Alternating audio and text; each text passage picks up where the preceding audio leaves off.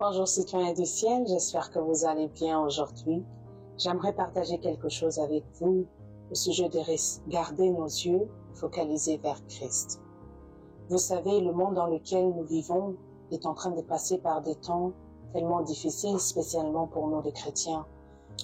On voit ces jours-ci que le gouvernement est en train de changer de loi, des nouvelles applications sont faites.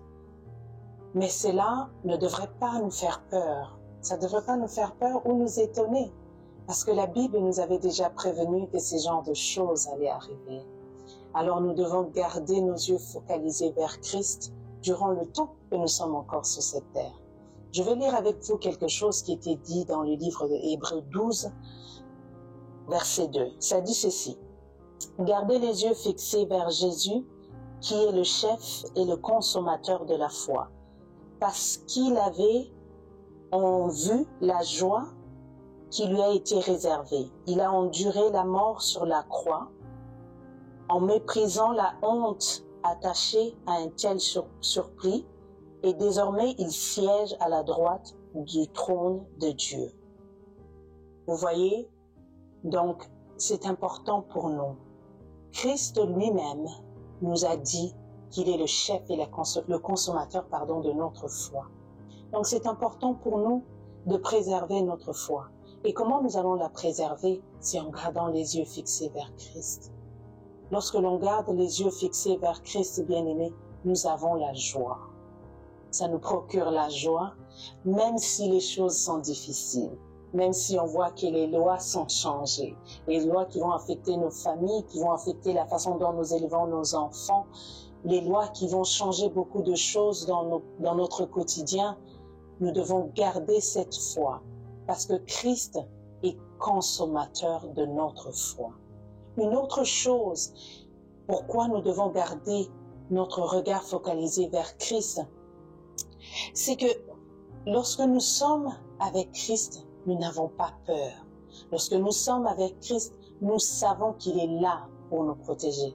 Nous savons qu'il est là pour nous épargner de tous les problèmes. Nous savons qu'il est là pour nous épargner de ce que le diable a déjà prévu. C'est vrai, le diable a prévu beaucoup de choses qui vont se passer durant ce temps de la fin. Mais nous ne perdons pas l'espoir parce que nous savons que Christ est avec nous. Nous savons aussi que la lumière de Dieu est avec nous. À chaque fois que nous marchons, la lumière de Dieu éclaire nos chemins. La lumière de Dieu fait en sorte que nous pouvons voir déjà à l'avance ce qui a été préparé dans le monde des ténèbres. C'est pour ça que nous devons rester focalisés vers Christ.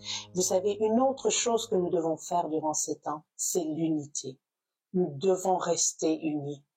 La Bible nous dit dans les livres de Éphésiens 4:13 que l'unité ensemble est une bonne chose parce que lorsque nous sommes unis, nous recevons de Dieu la sagesse, nous recevons de Dieu la connaissance.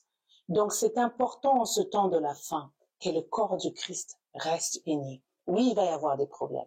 Oui, il va y avoir des difficultés, mais nous devons rester unis et ensemble, nous allons surmonter tout ce qui est en train de se passer ou tout ce qui va arriver dans ce monde et surtout en ce temps de la fin. Pourquoi nous devons garder nos yeux fixés vers Christ? Parce que Christ est notre source. Christ est notre force. Christ est notre refuge.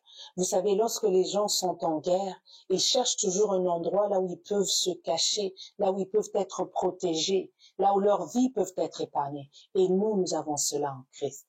C'est tellement merveilleux de savoir que si quelque chose arrivait aujourd'hui, nous sommes protégés et nous avons une place réservée pour nous dans le ciel. Christ a dit qu'il partait et qu'il allait garder une place pour nous. Donc c'est déjà une garantie pour nous que nous allons avoir une meilleure vie lorsque Christ va revenir sur cette terre. Alors je nous encourage, je nous demande de rester focalisés vers Christ. Ce n'est pas facile, mais nous pouvons le faire. Comment? À l'aide du Saint-Esprit.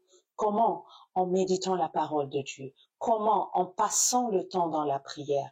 Comment? En étant ensemble, en restant dans l'unité. Ça, c'est une des choses que j'aimerais encourager le corps du Christ à faire ces derniers jours, c'est l'unité.